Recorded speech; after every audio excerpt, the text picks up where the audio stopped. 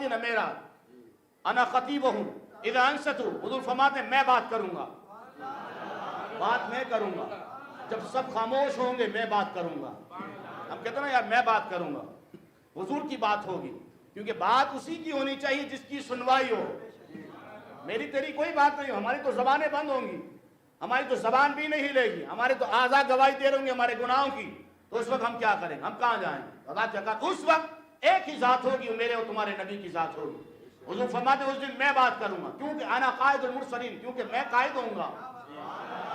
میں قائد ہوں گا نا، انہوں نے کہا میں قائد ہوں گا، میں امام ہوں گا، میں شافع ہوں گا، اس دن میں ہی شفاعت کرنے والا ہوں گا، کیونکہ ساری کائنات میری پناہ میں ہوگی،